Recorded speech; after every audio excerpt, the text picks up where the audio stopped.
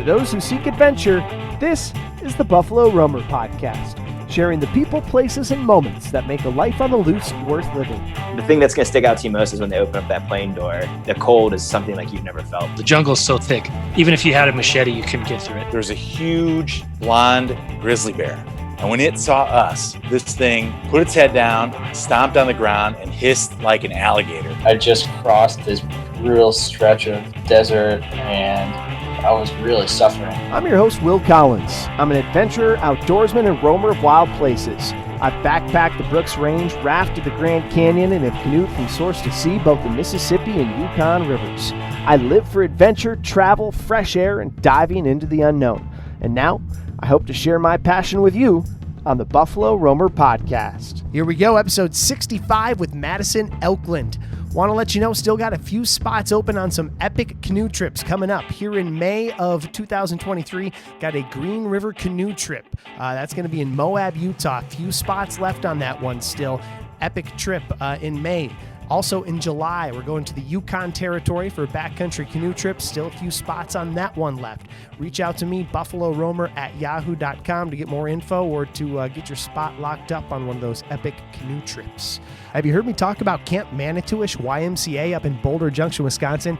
It is an amazing place, and for over 100 years, they've been developing character and teaching leadership to kids of all ages. If you're looking for a wilderness experience for your kid, a wilderness camp, or if you're looking for an awesome summer job for yourself, go check out campmanitouish.org. So what exactly is it? It's a 3-week sleepaway camp for children 5th through 10th grade. They offer wilderness canoe trips as well as archery, riflery, horseback, and more. They do wilderness trips for teens 9th through 12th grade as well. That's their outpost program, and that's big wilderness trips that they offer, anywhere from 9 to 40-day wilderness trips for those 9th through 12th graders. Not many places doing epic trips like that. Camp Manitouish is. So go check them out. It's manitouish.org, manito-wish.org, or just Google Camp Manitouish YMCA. Spell it the best you can like I normally do, and it'll pop right up even if you are incorrect with your spelling. All right, episode 65 today is with Madison Elklund. Great episode, excited for this one. 1,700 miles she paddled from Minneapolis to the Hudson Bay, solo in a kayak by herself in the year 2022 over the summer. An epic trip of famed proportions as well. So really excited to talk with Madison here on episode 65 of Buffalo Roamer Outdoors. So excited to talk to you. I saw your expedition. I guess it would have been last summer. Is that right?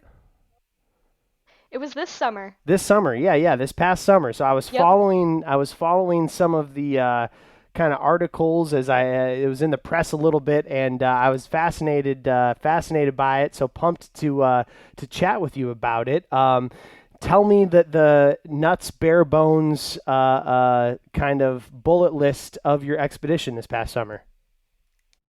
Yeah, so it's quite a bit. My trip was just shy of 1,700 miles. It started in Minneapolis at Fort Snelling State Park, and then I took the Minnesota River, the Red River, the Bois des Sioux River, got all the way up to Lake Winnipeg, and then I took the Eckamamish and the Hayes rivers to Hudson Bay. So I went from Minneapolis to basically the Arctic in about 4 months' time. There is 7 people documented who've done this exact trip. There's a couple variations of it as well, and there's more people who've done those. But I am the 7th person to do this trip. I'm only the 3rd woman. I am the first person to do it solo and the first person to do it by kayak. Holy cow, that's awesome. That's quite an accomplishment and quite a list. And I mean, beyond all those titles and all of the accomplishments, just 4.5 months, 1,700. Did you say 1,700 miles? Just shy, yeah. I mean, that's just the feat in itself right there. I mean, what an amazing journey, and of course a historic route as well. How did you come to this? I kind of want to dive into the pull of Hudson Bay to paddlers. You did it in a kayak. There's been a pull to Hudson Bay for century now here in North America for paddlers. How did you come to this trip? For me, it was kind of a really roundabout way. I'm originally from upstate New York. My husband's military. We got stationed out in the Midwest in North Dakota. And I wanted to find a way to stay connected to the outdoors. I grew up in the mountains, and I knew when I was moving, I wasn't going to have that anymore. North Dakota is not really like the super outdoorsy place. Like there's hunting and fishing, but that's kind of it for outdoor sports. So I wanted to stay connected with the outdoors, and I decided to do that through a long distance trip. Knowing that Minnesota is the land of 10,000 lakes and it's literally right next door, I got a kayak. I started looking about doing something long distance on the water. I know that the Red River goes right through the town we were in, so I said, hey, I'll start a trip with that. There's a tributary to the south and the lake to the north. Let me do the three. Started asking the locals about tips and tricks and things to be aware of in the area when I first moved there, and they said, hey, there's these girls that did a trip a couple years ago, and you should look them up. Well, it turns out those girls were Natalie Warren and Ann Riho, I think is how you pronounce her last name. And they went in 2011. They started in Minneapolis and they went to Hudson Bay, and they were the first women to do it. So I ended up connecting with them, decided this trip was my kind of crazy, and planned. It took me about 2 to 3 years for planning to get everything squared away for it. Wow, that's amazing. Yeah, and I'll have to add the episode in the show notes. But yeah, I had Natalie Warren on this podcast, maybe a year or two or so ago now. A fascinating character, and really enjoyed hearing about her conversation as well. What is the like historical pull to Hudson Bay? Because it's almost like for paddlers, at least from my perception of it, like Hudson Bay is like the Mount Everest of canoeing and kayaking, almost, in a way. Do you like feel that, or not really? Not so much for me. I know a lot of the previous trips had the historic pull. It was one of the big historic routes for fur trade, and they had the fur traders going through the Northwest Company, the Hudson Bay Company, the American Fur Trade Company, and that was a really big thing in that area. For me, I'm the only person, I think, who's done this trip that hasn't had ties to the Midwest going into it. The only reason I was there was because the military put us there and I was brand new. So for me, I didn't really have that pull. I did document quite a bit about the history of the route and the trip on my blog, but it wasn't something that drove me to do this trip. I just wanted a connection to the wilderness and connection to something outdoorsy, and I wanted to find it somewhere that I didn't have to drive super, super far. Although this route did take me very far away, and it was quite a ways to get out. But I just wanted something that was going to be different and fun. Everybody who starts long distance traveling, I feel like they're on the Appalachian Trail or the Pacific Crest Trail, and not to discount their accomplishments, because that is a big deal, but it's kind of fun to have your first long distance trip be something that's like so out there and people are like, wait, what? Where is that? And they got to look on a map. The Hudson Bay, I was really excited about the Hayes River going up to the Hudson Bay. It's one of Canada's wilderness rivers, one of their heritage rivers, so it's completely wild. I was very nervous about the rapids on it, but it just sounded like it was going to be beautiful, and I was very excited for it. And it did not disappoint. It lived up to every expectation I had. The rapids were a little bit friendlier than I was planning for, which is a good thing. So, but I loved the haze. The haze was such a fun part of the trip. That's neat. So, 4.5 months out there, going from Minnesota to Canada. What was your general takeaway after this trip? I mean, you're still relatively fresh off of it, only a handful of months away from it. What's your, now that you've collected your thoughts and kind of been back in the front country for a handful of months, what's your general takeaway from it? Oh, that's a tough one. For me, I'm still kind of like, I don't know, I feel like I'm still working through it, working through all of the feelings and emotions that come with it. There was so much to unpack after being on the water for 4 months. One of the things that I definitely took away from it is that the world is far more of a helpful place. Like so many people, especially when you're female and you're solo traveling, they're like, oh, it's scary, you got to be careful, you got to watch out. And I feel like that is true, but as long as you have good wits about you and you're aware of your surroundings, the world really is a super helpful place. This trip that I did, it relied so heavily on hosts and people that I just had these like one-off random interactions with, people I didn't know going into this. And a lot of times it was needing those people for support, for a safe place to stay, or some sort of assistance, and people just came out of the woodwork for it. I had people giving me contacts upriver. Oh, I know this person, call them, they'll help you, they'll host you, they'll put you up in a room, they'll give you food, they'll do whatever. Like I just had so many hosts along the way, and it was very, very refreshing. Like I really didn't have any standout negative interactions. Everything was just like people wanting to help. Isn't that amazing? It's a common theme on this podcast that you go out thinking that it's going to be about the woods and the river and all this other things, and then at the end of the day, it's the people you met along the way, the people who were there to lend a hand. And isn't it wild how Yes. How those people, especially it seems like people are more drawn to help you when they can sense that you're out there, like putting yourself out there, living your dream, like I guess just putting At yourself risk. out there at risk. Yeah, like people are more Yes. adept to open Yeah. up to that. It's an awesome experience, isn't it? Absolutely, it is. And that's actually another thing that's a great point to touch on was that, one of the things a lot of people ask me, they're, oh, you camping the whole way? Are you camping? Like, how are you staying? And I said, no, actually, I planned on camping a lot, and I ended up having a lot of hosts, which was not something I was not expecting to have as many hosts as I did. And that was kind of a really cool experience. So what was about the environment and the wilderness and the trip, it became so much more about the people and the culture and the history and just being able to be in touch with each of these little towns that you pass through. And that was such a valuable experience for me. It was something that really, really like I look forward to and I really liked about the trip, and I wasn't expecting that. And I think that if I had camped as much as I had planned, I probably wouldn't have enjoyed the trip as much. Like the wilderness is always going to be there. It's always going to be beautiful. You're on the river every single day, but it almost becomes like normal for you. You get used to it because you're out there for that long. So it's nice to have those interactions, and it's nice to hear about, oh, my great great so and so lived here and we live on his farmstead, and you start to hear about this area and you hear about all these things that you never knew about these little towns and all these people who had lives going on and all this interesting history. It was very, very cool experience. That is cool. Is there one run-in or an instance that that comes to mind when you think about all of the ones you've had, or one that kind of is like what's the word I'm trying to look for? Standout experience? Yeah, sure. Yeah. There's a few actually, yeah. So anybody who's followed my blog knows that right towards the beginning of my trip, I ended up having I had bad weather the whole trip, particularly nasty weather in southern Minnesota, and I actually had to get off of the river for 2 weeks while I waited for the flooding to come down and like the log jams to slow down so that there wasn't debris coming at me.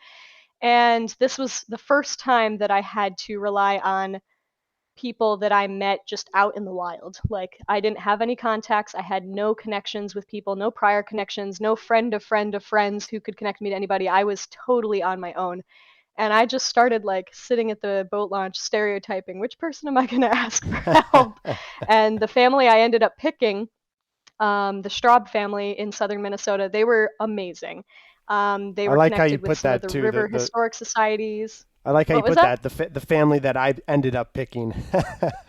Yeah. Oh, it was equal. They were picking me and I was picking them. They actually like I was trying to like they were okay, I got to explain the whole situation. So they were getting their boat from the river, and I had been at this boat launch all like most day. I stopped there and had next town by dinner. It just wasn't going to happen. The water was too much. It was too long of a jump, and I was worried the next 14-mile stretch had no bailout points. So if something were to go wrong, like I had no help, I had no options. I was either staying in that town or I was making it the 14 miles.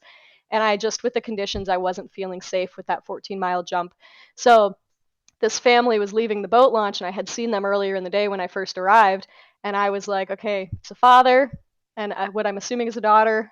She's about my age. If he's got daughters, he knows what it's like to have them out in the wild running around and doing God knows what.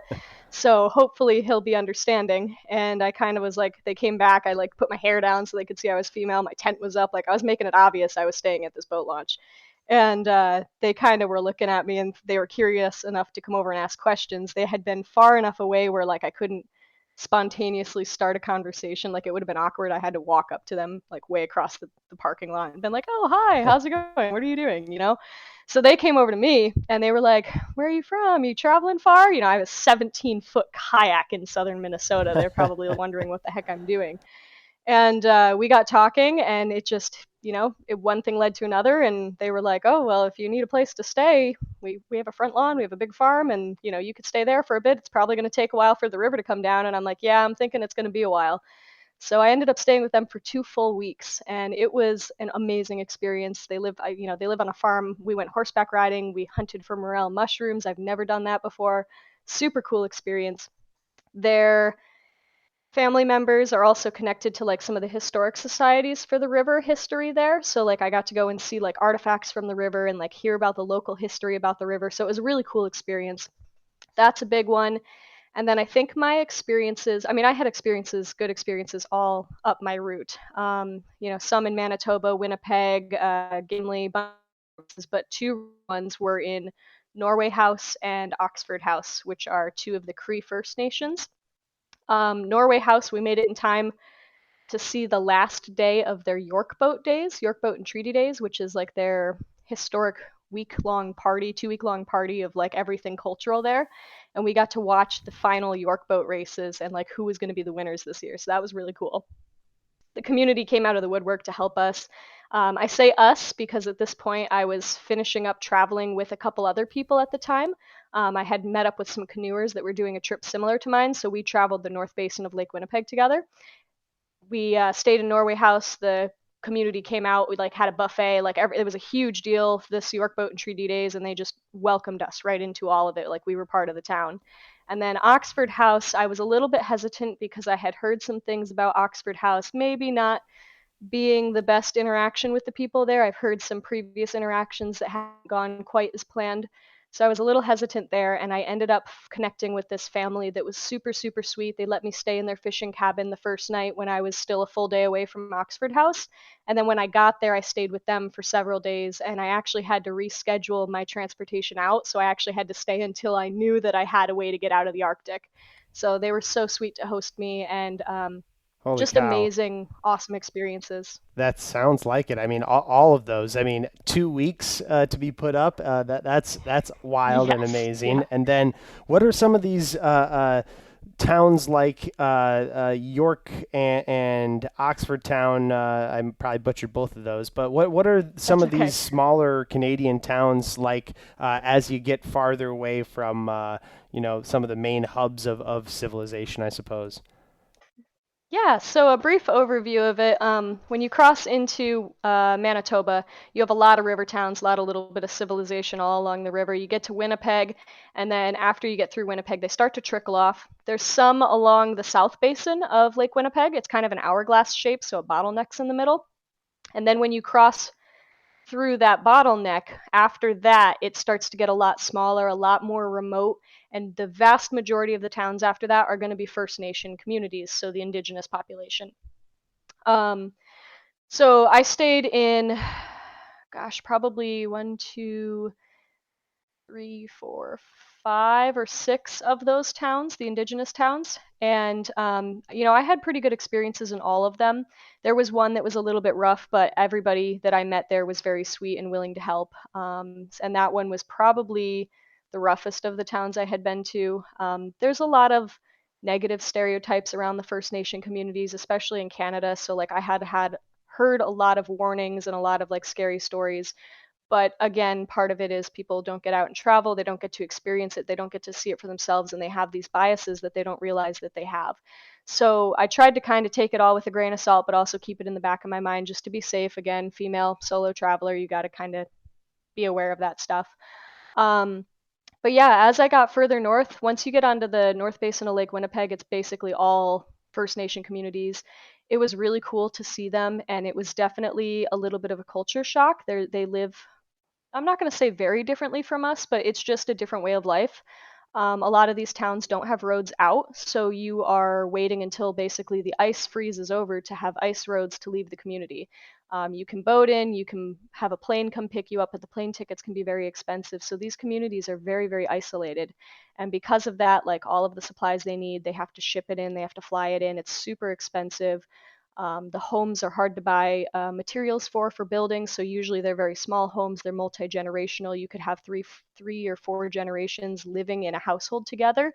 That would be like one of our, single family homes for just like 3 or 4 people. So it's just a very different way of life, but it's a great experience, and I think it's a very cool experience because everybody's so supportive of each other and everybody really watches out for each other. It's a very tight-knit community. Everybody takes care of each other because there is no other option. So that was a really nice thing to see. That's neat. That's awesome. And if you can you just move your mic a little bit closer to your mouth there? Perfect. Yeah. See if I can get it. It's my husband's gaming thing, No, so I it's might all have to right. hold it. No, you don't. Yeah, it was perfect. That'll work right there. Okay, right there's good? Yeah, exactly. Perfect. Okay. When I was in Alaska, I did a trip on the Yukon River in Alaska, and I had a bunch of amazing native village experiences. Did you get any any salmon? I guess salmon probably isn't a big thing there, but they have to, of course, have some sort of fish or any moose or any kind of game or anything. So it wasn't, I was getting towards the hunting season, so most of people had run through like their moose and caribou stock. But one of the things that kind of became like a symbol of hospitality for all of us and for the other canoers that I met up with was walleye or pickerel. They call it pickerel up in north. And one of the big things is you save the best cut for the people who are traveling, for the people that you meet. Oh, and awesome. They would always give us walleye cheeks, pickerel cheeks, and they were so good. So we got a lot of fish along the way. As far as moose and caribou goes, I only saw a few moose on my trip. I didn't see any caribou. I saw signs of them, but I didn't see any caribou. And it was just like towards the tail end of the year before the hunting season started. So like most people had eaten it all up, so they didn't really have any to share. So, but yeah, it was a cool time. The fish really did become like a symbol of hospitality. That's When neat. we went to go leave Norway House, we actually had somebody show up at our campsite unexpected, and they're like, "Here, we bought you a box of fish to send you off with," and it was just a whole box full of like birch bark to insulate it and like fish fillets in bags. That's And we're like, oh my hilarious. gosh, That's this is awesome. so much fish. That's awesome. So That's so cool. Obviously it's it's an extremely long route with different rivers put together, but how would you describe like the overall wilderness aspect to it to somebody who had no idea what Minnesota to Hudson Bay might look like? It's a lot of segments, like you said. It is a very long trip. The lower Minnesota River, which was at the start of my trip because I went upstream for the first 360 miles or so. The lower Minnesota is pretty urban. You're going through a town at least almost every single day. Lots of buildings, lots of farming as you get further along. When you're actually at the start, you're in like Minneapolis and St. Paul, so you have like the jets taking off over you from the airport, and you're in this little tiny narrow track of like trees and songbirds and bald eagles, and there's like jets flying Speaking of over and which, boats going by and oil pipelines. I haven't thought about this in a long time, but I also did a trip on the Mississippi River. That was in 2017. I paddled the Mississippi, and I camped right underneath the St. Paul airport. And Yeah, it was like all night, man. These jets were flying like taken off. literally, yeah, taking off right overhead, and I Yep. was just like, Yeah, sleeping under them, looking up. It I was, think it's the same. I think it's the same airport, the Minneapolis St. Paul International or whatever it is. yeah, So I exactly. was, It yeah, must I was be. right there. I traveled through that. My whole first day was just jets taking off over me. It was the That's weirdest funny. thing. Like you're sitting there with beautiful songbirds, and then all of a sudden a jet goes screaming overhead, and you're like, "What is this?" Yeah, that's funny. The Upper Minnesota, moving with the Upper Minnesota, I had a ton of hosts along there. So many connections. The Upper Minnesota is a little bit more wilderness. You still have a lot of decent amount of towns, quite a bit of farming. So when you do have open spaces, it's farmland. There's also a ton of swampland up there now, and like wetland area. And all of this route was very, very flooded. When I went through, I had high water the entire route. So when I went through, I had been warned that the farmland could be really bad and that they'd have farmland tracks right up to the edge of the river. And I was actually very surprised. The upper Minnesota has improved greatly since Natalie Warren's trip. They have made a lot of progress in having adjacent wetlands to the river. So a lot of it was wetlands, and I was pretty impressed by that. So that was a cool thing. There's a lot of organizations that are working on protecting the Minnesota River. Historically, it has been one of America's dirtiest rivers, so it's something that they knew that there needed to be progress on. After that, you get a chain of lakes, and they're pretty open and flat. There's not a lot of tree cover, tons and tons of farming. And then there's like a height of land you cross over. You have like a 1 mile portage in town. You go into another little chain of lakes, kind of the same thing.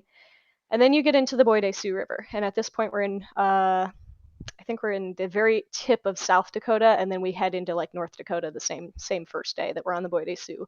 And the Bois des Sioux is a highly channelized river. They have dug it basically as a trench all the way up the state line, basically. And it's an agricultural river, so it is used for agricultural runoff. It is, there's farms on either side, and there's just trenches dug in for irrigation.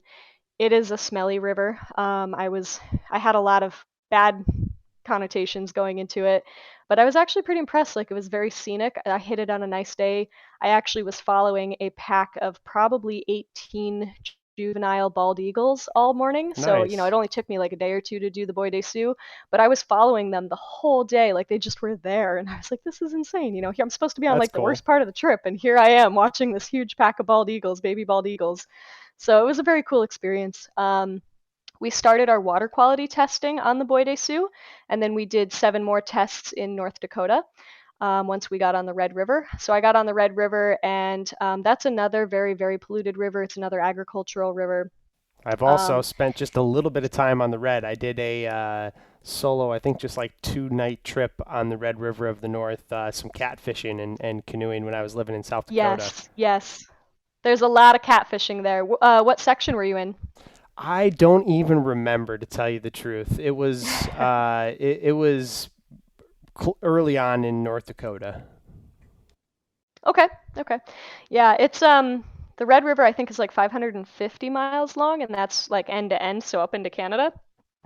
And it's a very muddy river, and the mud was getting to me. Like, you can't get out of your boat, and I had a hard time with leaving the boat if there wasn't a boat launch, because I would try to step in and I literally would go all the way up to my hip in the mud, and you don't want to get into your sleeping bag muddy, and you don't have No. really places to clean off. So I was kind of being a pain, and my husband would be like, oh, we're talking sometimes on cell phone if I have cell phone service, and if not, then I would talk with my GPS. I had a GPS with 2-way communications, so he would message me periodically asking when I was going to get in, and like some nights I would paddle until after dark because I did not want to get out in the mud. I was getting to the next boat launch, and one of them was like a 60-something mile jump, or like a 70-something mile jump. So like one day I did have to camp in the middle, and it was not a fun experience.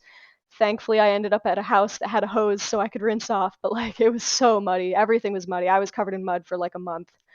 After that, you cross the border into Canada. It stays muddy. And then at some point, you go through the city of Winnipeg, and you get up to the town of, it's either Lockport or St. Andrews. Okay. It's like in the Selkirk area. I don't Lake remember which, Winnipeg. but there's the St. Andrews. Yeah, it's north of Winnipeg. Okay. There's the St. Andrews Lock, and you go through that, and when you pop out the other side, it goes from completely muddy to completely sandy. And oh my gosh, I almost cried. I was so excited to have sand for the first time in like a month. What is Lake Winnipeg After like? that, what was that? What is Lake Winnipeg like? I'm imagining just like massive, like almost like Superior-ish. Yes, very similar. So the South Basin's not too bad. It can get pretty choppy, but it's not too bad. It's like a lake. It's a normal lake. You can kind of see across parts of it. Once you get onto that North Basin, it's a fight. She's a tough lake. She's a very tough lake. It's very windy. It's very wavy. We got at this point, I was with those canoers I told you about on the North Basin. We got windbound just about every day after lunch. So there was most days we were on the water by like 3 a.m. to 5 a.m. If we weren't on the water by then, it was going to be a down day, because it was just, you needed to get in a full day of paddling. And then by lunchtime, you have nine something hours, and the wind comes up, you can't relaunch after lunch, and it's like, okay, we're stranded, but at least we have a full day of paddling in at this point. So it was just prioritizing your time well. We did get very lucky. They can have really, really nasty storms up there, and we missed all of the nasty storms. Sans our last night on the lake, we had a really terrible thunderstorm that actually collapsed my tent. Oh, That was geez. quite an experience that I don't want to have again. We had like golf ball size hail come down. I have photos of the hail in my hands. It was a bad storm that night, but we could have had that the whole way up the lake, and we didn't have that. It was pretty mild weather for the most part without the wind. What happened with your tent? How'd that play out? So long story short, our last day, we wanted to make the 55-mile jump and get off the lake because, the ever elusive potential for storms was looming, and we just didn't want to be on the lake anymore at that point. We were so done with it. So we pushed hard. We were up at like 3 or 5 a.m. We paddled until 10:30, and the sun set at like 7:30, 8 o'clock, and it got dark, like really, really dark by like 9:30. So we were in the pitch black paddling for the last hour, and we couldn't find a campsite that was part of it. So we ended up camping in this really poor spot. And I was worried about the wind tides. The wind comes up and it actually shifts the volume of the water to one side of the lake or the other. So we were in a really low-lying area, and I was like, oh, this will be fine unless we get wind tides. Then the water's going to come up and we're going to have a problem. So we camped. We thought everything would be fine. We were going to be out in the morning, and all of a sudden, everybody goes to bed. We rolled in. Everybody was tired. I don't even think they ate dinner. I ate dinner before I went to bed, but I don't think they ate dinner before they went to bed. Everybody just kind of crashed. And 4 a.m. came around, and I woke up from a dead sleep. And I don't know how to explain it, but your skin almost crawls, like something is wrong. And I could feel that, and I was like I'm like nervous about it, talking about it now. But you could kind of tell something was up. And as I started to like come to, and all my senses came back to me, and I kind of realized, okay, I'm in a tent. I'm probably in northern Manitoba somewhere. I could hear what sounded like a train barreling down on us. And we don't have any trains near us. We don't have any roads near us. We're out in the middle of nowhere. So at that point, I was like, oh boy, we are in for a ride. And the storm hit us, and it went from completely calm to, I don't even know how to explain it. It was torrential downpours. The ground was shaking, and we realized later it was from the hail impacting the ground. It was leaving like little craters. That we had literally like golf ball sized hail 6 hours after the storm. Holy cow. And my tent at some point, like there was so much lightning, the sky was just lit up the entire time. And I don't do lightning. I like watching it, but I don't want to be out in it. So I was actually about to bail out of my tent. Like I grabbed my GPS and my water and my phone. My phone doesn't even have cell phone service because we're in the middle of nowhere. And I was about to bail out of my tent. And as I was unzipping it, it collapsed on top of me, which is a super claustrophobic feeling. I don't get worried about claustrophobia, but it was intense. You have the hail landing on it. It's soaking wet, and you're like, oh my gosh. So that was not a great experience. And our campsite started flooding, and we had to like emergency move our camp after the fact, early the next morning because it was flooding. So yeah, it was a whole experience. I couldn't finish getting my tent back together after the storm passed, so I ended up having to like grab my sleeping bag, which was now pretty wet from the tent collapsing on it and everything touching, and I just like crawled into one of the other canoers' tents and stayed with them for the night because I was like, everything's wet. I can't even fix this. It's too dark. And the bugs were back out. I'm like, how are you out? It's still raining. It's buggy and it's raining. So hey, it's Will. Are you looking for an adventurous job this summer? Then I got just the place for you. Camp Manitouish YMCA in Boulder Junction, Wisconsin is looking to hire staff to be part of their summer camp and leadership program and operations. Come have a summer-long wilderness experience working with the youth in the beautiful North Woods of Wisconsin. Build lifelong friendships, leadership skills while growing your patience and confidence. I worked there for 3 summers. Holy cow, what an amazing place, amazing time. I still have close friends that I made while I was working there that I see all the time. In addition to that, I led some awesome wilderness trips, sea kayaking, canoe trips. They also offer backpacking trips.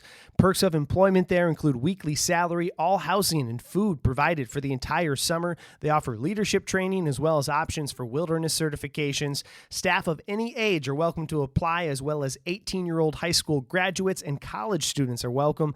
Find out more at manitouish.org. That's manito-wish.org. Or, of course, you can just Google Camp Manitouish YMCA. You can spell it wrong. It'll still pop up. And make sure you tell them you heard about it on Buffalo Roamer Outdoors. Were you able to remedy your tent afterwards? Yeah, the next morning when we had daylight and things weren't so intense, I was able to get out, and I found out that it was just a pole that had to thread back in. I couldn't get it to go back in the night before with, my fingers being wet and cold, and the next morning I was able to thread it in and repair the tent. So it was fine. Nice, The nice, tent made it nice. the rest of the trip. That's great. And how about the bugs? Now that you mentioned that, how were the skeeters? Obviously, Canada's notorious for those things. So I have seen some scary videos of mosquitoes on this trip, especially on the North Basin of Lake Winnipeg. And I'm going to be honest with you, I was terrified. I was so nervous. I was like, this is going to be bad. Like, the bugs are going to be so bad. Sometimes if I get a lot of bug bites, like, I have allergic reactions to them. So I'm like, this is not going to be good. And it actually wasn't too bad. I don't know what it was because this was a really wet year. So, like, we had all the makings for, like, the world's worst bug season. We just didn't have it. When I was in southern Minnesota, like early on in the start of my trip, that's when it was really bad. I actually had to break out my bug net then, and everything itched. I had welts all over me from the bug bites, and that was probably one of the worst experiences I've had with mosquitoes. And actually, those weren't even mosquitoes; those were black flies, or they call them gnats there. That's different. They call them gnats there. They're the same thing that us East Coasters call black flies. Sure. But in Canada, it wasn't too bad. It really, like, there was some times when it was buggy, but usually they were like on portage trails or deep in the woods where you'd expect them to be bad. But it wasn't like anything like I was expecting. So. Well, that's surprising. Okay, so then quickly, the back half of the trip, once you leave Lake Winnipeg, I understand it's a bunch of, I have to imagine, a bunch of basically raw wilderness and a bunch of whitewater and big rivers, right? Yeah, so you're briefly on the Nelson River system until shortly after Norway House. It's just a quick little couple-day section. You're kind of in and out of lakes and rivers that are a part of the Nelson River. At some point, you take a pretty sharp right turn. You take the Ekamamish River, and the Ekamamish River took me three or 4 days, I think. And that is, it's a very flat river, very, very narrow. It actually is super, super historic, related to the Hudson Bay Company. They put a lot of dams in place, and it was to help get the York boats, the historic York boats, through that area because it was so shallow and so narrow. That section, it's, like I said, very, very shallow and narrow. The Ekamamish River stands for the river that flows both ways. So depending on the water levels on either side, it could kind of flow this way or it could kind of flow that way. It's really, the current's really weird. I'm going to stop you for one second too. What are the York boats? So the York boats, they kind of look like a Viking ship, but not with the big dragons on either end. They're just a little bit shorter on the ends, but it's very similar style, and they were these massive 2-ton wooden boats that were used for moving furs and goods during the fur trade time. So they're part of that Hudson Bay Company fur trade era history that is involved there. So so the Ekamamish was dammed to be able to move those boats and all those goods through the area, and just a really, really pretty wilderness river. I was quite surprised with it. I wasn't sure if I was going to like the Ekamamish.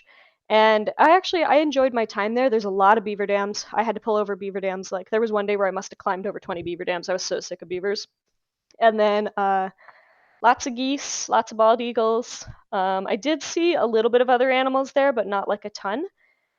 Sometimes I would see up there, I didn't see any moose up there. I saw moose on Lake Winnipeg. I did see a bear. A bear tried to get into my boat while I was taking a bathroom break. Oh, I had to scare him off. How did that go? He just ran away after a few hay bears? Yes, yeah. I was still like pants down, and I stood up and saw over like this little ridge where I had pulled my boat up, and there was a bear swimming across the river. I was on an island, and I saw it swimming across the river making a beeline for my boat, and I was like, hey bear, and I'm like running over trying to pull my pants up, and this bear had a show.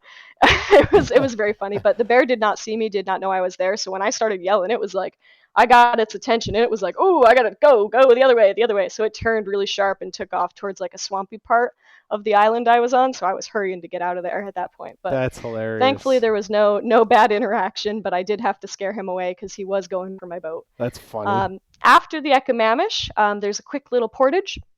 You go into the lower part of the Ekamamish and you quickly get into the Hayes River. And the Hayes River is the heritage river in Canada, and that is where the 45 sets of rapids are. So I was really nervous about those, especially running them solo. I have very, very little experience going into rapids before this, so I was very nervous. had tried to take a rapids course to teach myself leading up to it, but it got canceled the first year because of the pandemic. And then the second year, it got rescheduled to a new location.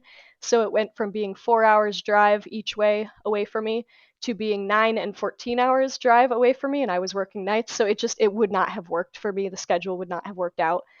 So unfortunately, I did not get a whitewater class in before this. So I was very, very stressed about this part. I actually did consider quitting and going home and just skipping this section.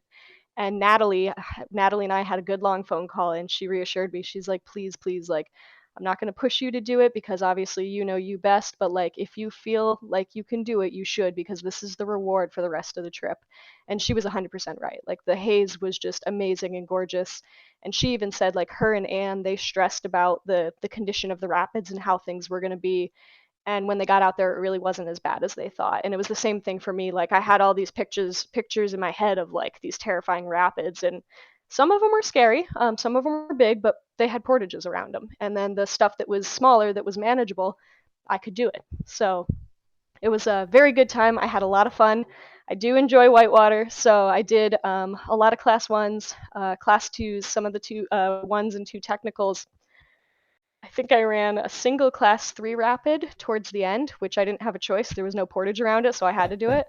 And then other than that, everything I portaged, the 4s, there was several 4s and a couple of 5s that I portaged, and then a lot of 3s. So That is awesome. That's neat. And yeah. that's got to be that's got to be spooky, but also as you mentioned, like the sense of satisfaction once you get through it. But yeah, it's got to be daunting to come that far and then second guess yourself about if you should progress or not. Yeah. Yeah, that's neat. After White Mud Falls, which is technically a waterfall, it's your last set of rapids.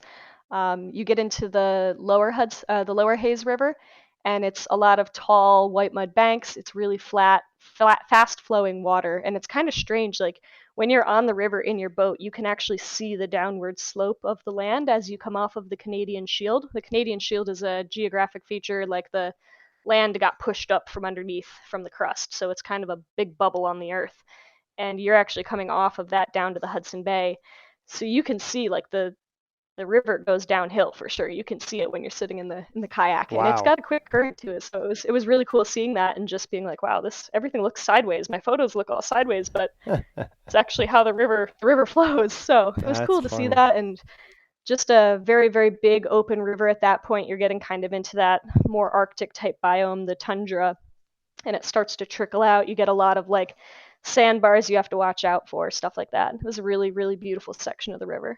Oh, amazing, amazing. How about wildlife? Obviously, you mentioned the bald eagles, the bear. Those are big, obviously, 2 big encounters. Any other wildlife encounters that come to mind? I saw 3 moose on the Lake Winnipeg.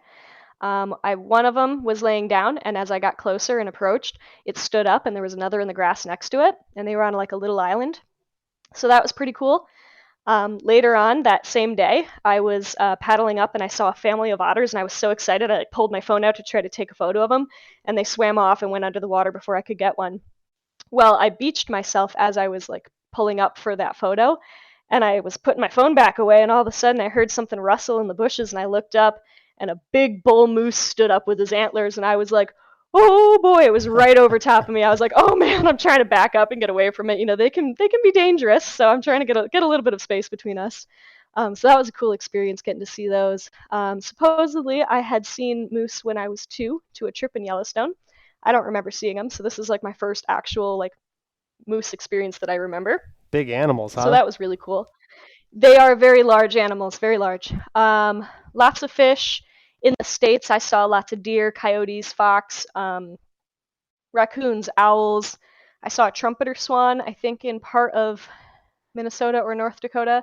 I saw more trumpeter swans up north. And actually, I had a conservation society reach out to me, and they wanted to know exact locations of where some of the trumpeter swan photos and videos were that I took, because they're trying to track the northward progression of those swans. So it was cool to like be able to spontaneously be a part of that information. That is cool.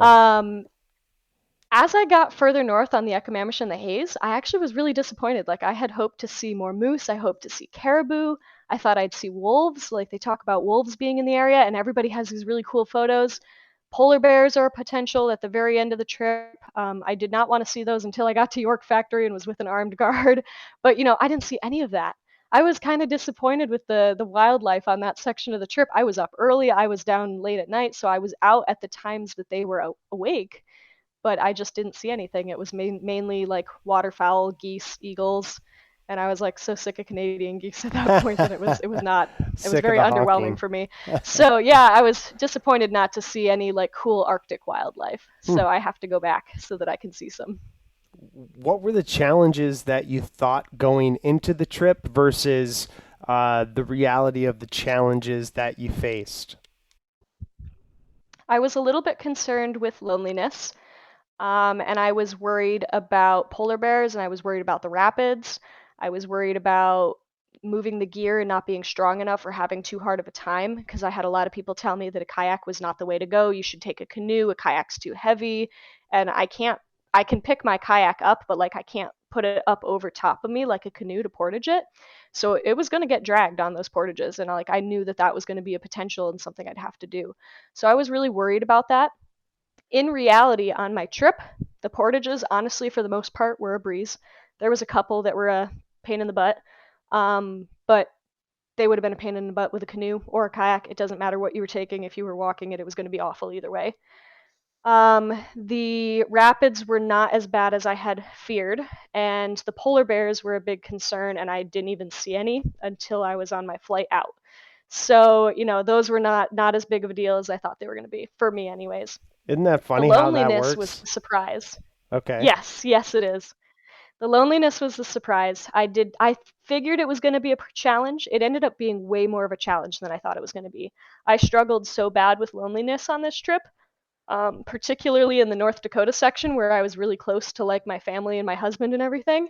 So that was kind of a surprise. And then when I got further north, I had a nice little break from loneliness when I was with the canoers, and then after we parted ways, I struggled with that again, trying to work through the loneliness. So that was not something I was expecting. I'm pretty good being independent and solo, and it was definitely a surprise for me having to work through that. What was the interactions with other people like? As you mentioned, the canoeists that you paddled with, and you mentioned you'd stayed in towns and villages along the way. How often were you running into people? Every day, every other day, big stretches, and kind of, how did that play out? When I was stateside, especially early on in my trip, I would see people almost every single day, even when it was still flooding and it was too dangerous for a lot of people to be on the river, and like the Minnesota DNR was not recommending anybody to be traveling on the river. I was still seeing people when I would camp. I'd boats, which is not really recommended, but all of the water campsites were underwater, so like DNR kind of looked the other way because there was nowhere for me to stay when I was on the water. So I would see people. I interacted with the different communities. You'd see locals, you'd see the cops checking on the boat launches, you'd see DNR checking on the boat launches. So there was people pretty frequently. North Dakota, there was some big jumps without people, and I think like some of the sections where the chain of lakes was, there was some pretty big jumps where I didn't interact with a ton of people, but I also had like hosts that I would stay with for several days. So one host in particular, I think I stayed with him for like a week, and I did part of the chain of lakes, took some time off, and then my husband actually came down and visited for our first wedding anniversary and brought the dog down and everything, and we stayed there at his place for like 2 days. And then I got back on the water. So I was there for like a week with that host. But aside from him, there else I interacted with. So there were some quiet parts. As I got up into Manitoba, I actually didn't camp outside from the border until about where the bottleneck in Lake Winnipeg is. So I had a pretty long stretch where I had a host every single night, somebody who was going to take me in every single night. And then once I got under the North Basin, it's just so remote. You're going, a week before you get to the next town, or several days before you get to the next town. So it gets pretty remote after that. I think my longest stretch was about 8 or 10 days without seeing like anybody and being in a town or somewhere where I could see people and civilization. So that was about the longest stretch. Wow. How did you manage your food? So this is something I actually talked about a little bit on my blog. I have an autoimmune condition called celiac disease, and I have to be entirely gluten-free because of that. They don't have a cure for celiac disease. It's the only way to be entirely gluten-free, right down to like minute amounts of cross-contamination. Like I can't even share cookware with other people. It's really strict. So for me, this was something I was stressed about, was having readily available gluten-free food, especially in some of those northern communities where they have a hard enough time getting regular food and everything's so expensive. So what I did is I stockpiled all my food in advance and I mailed myself resupply boxes along the way. So that was really beneficial, even in the States. Like it's hard when you're in super Republican areas to be able to find some of this gluten-free food.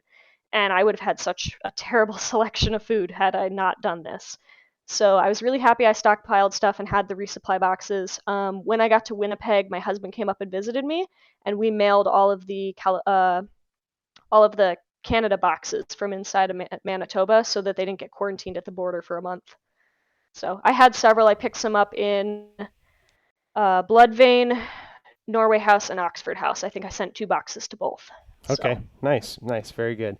And how about your gear? Was there any unsung hero of your gear, a favorite piece of gear that you weren't expecting, or something that you held near and dear? I brought a camp chair and a camp table with me thinking I was going to use it, and I did not use them nearly as much as I had hoped. Really? That's surprising to me. I love the camp chair after a long Yeah. day's paddle. Yeah, and I like them too, but it's just by the time you get in at night, you're ready to go to bed.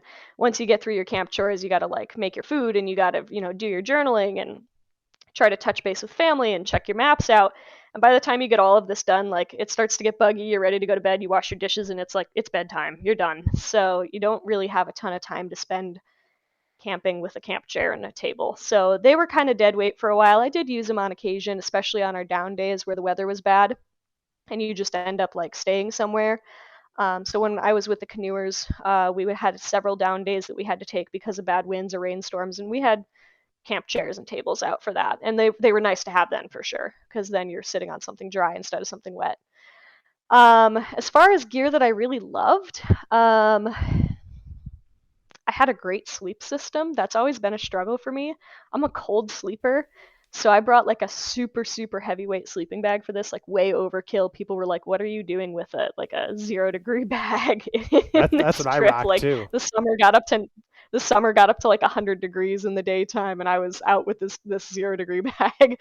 But it was great in Manitoba. Like it started to get cold. I was waking up with ice and frost and stuff on my gear, and it was nice to have that bag then. And the sleeping pad that I had is like they attach, and the pad was insulated and it was really nice. I really, really liked the sleep system. So that was definitely a favorite of the trip. Nice. Yeah, gotta have a good night's sleep, right? Yeah, and it should be noted, I actually did get financial and gear sponsorship through Big Agnes. They're a company out of Colorado for like ultralight backpacking equipment. So I had some of the gear sponsored through them, and then I had some of the gear prior to all of that. Awesome. And what did your husband think about your newly husband? It sounds like. What did he think about this 4.5-month journey? He was my biggest supporter, and I could not have done it without him. So many people along the way are like, your husband's letting you do this? And I'd have to be like, first off, my husband's not letting me do anything. I'm not like, he doesn't own me. Like, I can do what I want. Second off, he's very supportive of this. He knows it's my dream. He knows I want to like get into the blogging thing and do the traveling. Like, I just want to be able to see the world, and it's such a fun thing for me and something that I really enjoy. And he's very, very like supportive of that. And one of the rules we agreed on early on in our relationship is that we would support each other's dreams, even if we couldn't necessarily be there to help with it, or be there to be part of it, I guess. So he did his best from being home. He can't take that kind of time off with the military. He's kind of tied to them. They're like a second wife. So he was helpful. He would send me gear when I needed it, send me my resupply boxes when I asked. He checked in with me, kept up to date with my location, kind of shared that with family members, people who needed to know. And he was just there when he could travel. He would kind of come down and visit me. So he visited me in southern Minnesota and he visited me in Winnipeg. And obviously I saw him towards the end of North Dakota when I got up to where we were staying. So I saw him a few times on the trip. It's not like I went an entire 4 months without him, but he's one of my biggest supporters, and I think that's something that a lot of people, um, I don't know if take for granted is the right word, but they just don't expect from him. They think that he's going to give me a hard time about it or something. He knows he wasn't changing my mind. So That's great. That's great. Um, Tell me about the water quality samples and kind of the citizen scientist experiment that you were helping with along the way too. So this is actually one of my favorite parts of the trip, and I wasn't able to share it as much with the media as I wanted. We kept it pretty quiet up until they started getting water samples back and starting to see some of the results on their end. So that would have put me, I think, almost into Canada at that point. So by then I had done like most of my media outreach had been done at that point. So this is something that like I have to kind of catch up on now after the fact. I'm so excited to share this. I have to release the information onto my blog page here soon, but what we tested for was a chemical family called PFAS, and these chemicals are used in just about everything. And what they do is they give resistance to the product from something else. So if it's waterproof, if it's water resistant, if it's flame retardant, if it's oil proof, if it's stain proof, if it's odor proof, anything like that probably has PFAS in it. Your Teflon pans at home, PFAS. Your to-go containers that are oil resistant, PFAS. My water resistant everything on this trip, PFAS. So, it's in everything. They use it in the automotive industry, the aeronautical industry. It's everywhere. We've been using these chemicals for about 100 years as a country, and just recently we're starting to realize that these have very, very, very bad consequences for human health and for basically any living health. The other thing that we've noticed that's really scary is that these chemicals bioaccumulate because they take either excessively long times to break down or they don't break down at all. So these chemicals, they just build up and build up and build up over time. And now we're starting to get to that really scary part where it's starting to have effects on people and the environment that they're in. Other tests for PFAS have turned up stuff in the air and stuff in the water, and all over the world they're showing up, and it's showing up in like human samples, human blood work, human anything that's coming from humans. They're starting to realize PFAS is in a lot of that. It's in the food chain.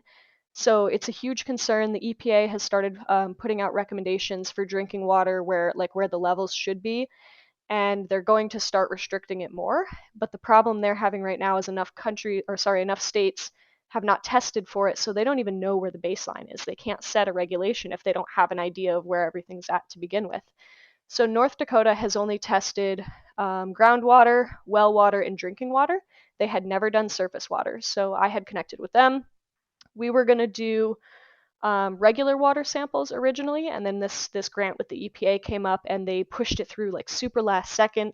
They had to write like a 100-page write-up for these 8 samples that we ended up taking. It was so much work. The team was amazing. They got it all passed. The EPA agreed to it. They gave us the grant money, and we took these 8 water samples on the river.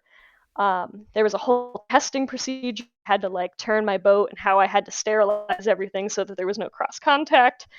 It was a whole process. So, it was just a really fun experience though. Like I'm a sciencey person. I went to school for engineering. I love being able to help the environment and doing these kind of projects.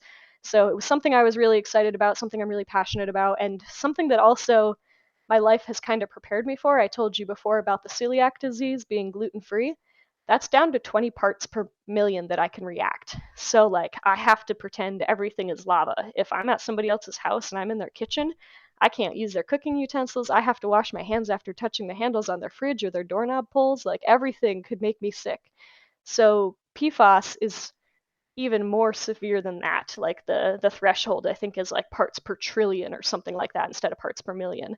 So just having to treat everything like it's gluten, like it's my allergy. I have to wash my hands, put the gloves on, don't touch anything, touch just the bottle, open them up, don't set the lid down so it can't get contaminated, take the whole sample, all of that. I was really worried about cross-contaminating it, and it actually ended up going over really well. The state, when they started getting the results back, they said I did a good job.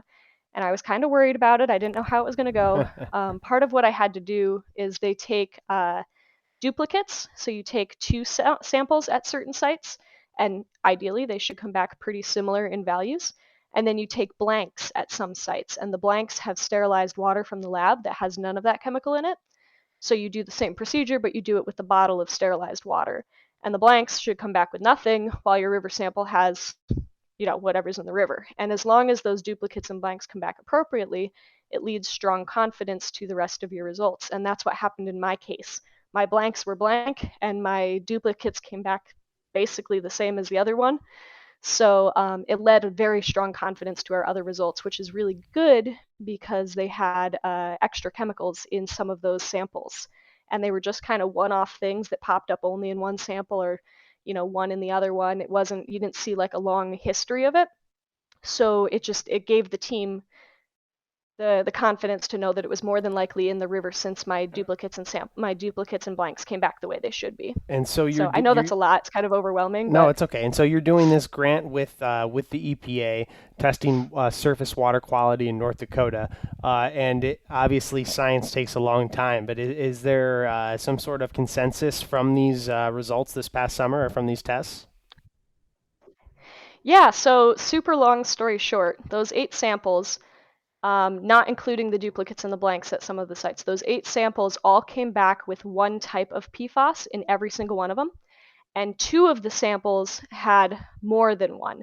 So one of those 2 had two different PFAS chemicals, and another one had 3 different PFAS chemicals. Those one-off samples that were kind of oddballs, those were the ones I was referring to, because my duplicates and blanks came back as expected. It leads high confidence that that wasn't cross-contamination, that it was actually in the river. So that was really exciting to be able to kind of give them a baseline and give them something to look into of why those chemicals are there and what could be causing them. And it's just, it's the first time they've ever done this, so they didn't even have a baseline. It's brand new knowledge. They had no idea what to expect. So it was cool. It was cool. I think they had, the lab gave them a list to pick from. So there's like hundreds of these chemicals Sure. in the PFAS family. Okay. And they had picked a set of, I think, 36 of the big ones. And part of those decisions were made from the drinking water and well water and groundwater from the previous samples on the other side of the state. Neat. Well, that's cool to be able to help with the grant and to help with with some science, right? Yeah, it's a good time. What you told me that you're working on a book. I am, yes. A lot of people leading up to this trip and all during it were like, you better write a book. And, I got home and I'm like, well, maybe I should write a book. Maybe I should. I ended up having, I'm in this Facebook group for finding outdoor jobs. And somebody connected with me after I post my they call it the Friday brag. You can brag about something big that you've done, whether it's outdoor related or not. And I finally got to do my Friday brag of finishing this trip. I was so excited to be able to post that. And somebody connected with me and they were like, hey, I'm an editor, I'm an author coach. If you need anything, let me know. And at this point, I hadn't made it public that I was working on a book.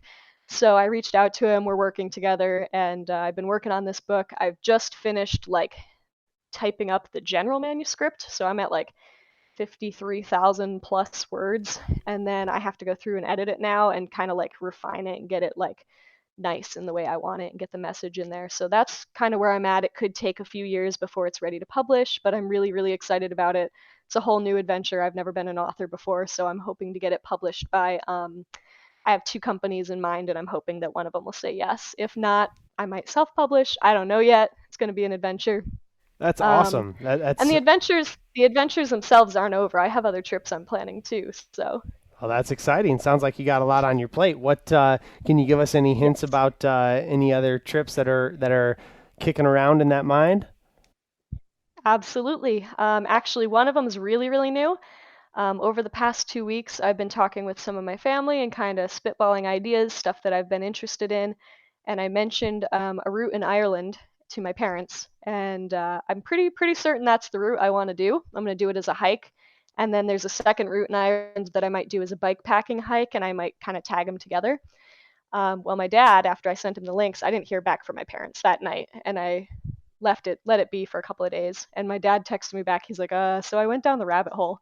And I was like, what did you do now? And he's like, he's like, I was looking at those links and I think I want to go with you. And I was like, really? And he's like, yeah, and I think I want to get your mom into this too. And I was like, are you guys crazy? Like, you're gonna go do this too? Like, I'm so for it. Like, I'll go with you guys. I'm excited to go with you guys. It'd be a great adventure, but just surprised they wanted to do it. And my mom said yes, and then they got talking with my sister and her new boyfriend, and it sounds like they want to go. So like, this might be a whole family get together at this point. Holy cow. So that's something I'm really excited about that. I think that'll be a great time regardless of who ends up being on the final roster to go. But yeah, that's a 600 something mile trip in Ireland. And then I have another friend who might do the bike packing part of it with me. We're still uncertain of that section of the trip. There's a lot of planning that has to be done for that section. It's a little bit more technical. But that's another 1,600 mile route. So it's a lot. It's a lot. But I'm looking forward to it. I still have distant cousins who live in Ireland. We still have a family homestead there from several generations ago. So like, there's a lot to see in Ireland, and it's like ties to my family's past. So it's really cool. Oh man, that's amazing. Yeah, I'll have to keep tabs on you and hear how that one plans out. Yeah, my Expedition Alpine page is a great way to do that. There you go. Yeah, tell us where we can find you and get a hold of you and follow along on the adventures. Yeah, absolutely. So my website, expeditionalpine.com, is a great way. Facebook and Instagram are even better. That's where I post most frequently. You can find my Facebook, Expedition Alpine, Instagram, expedition_alpine.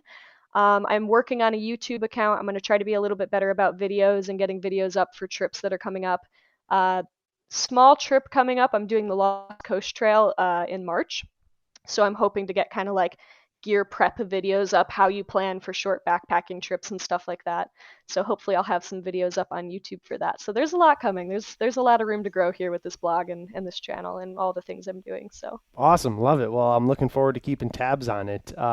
Anything else that you want to leave me with? I think that's everything. We touched base on pretty much all of it. So that's great. Okay. Well, awesome. Well, Madison, thanks so much for taking some time to chat. What an adventure. Minnesota to the Hudson Bay. Take care, and thanks again for the time.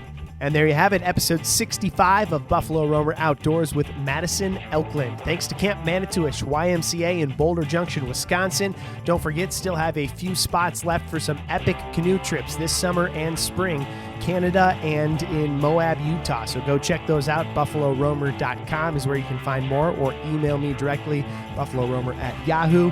Also, if you're itching for something on social media, go give me a follow on Instagram is where I'm most active, @Buffalo_Roamer. Post a lot about farm life, work, and also all this trips and podcast stuff. So @Buffalo_Roamer on Instagram. Take it easy, get some fresh air. We'll talk soon.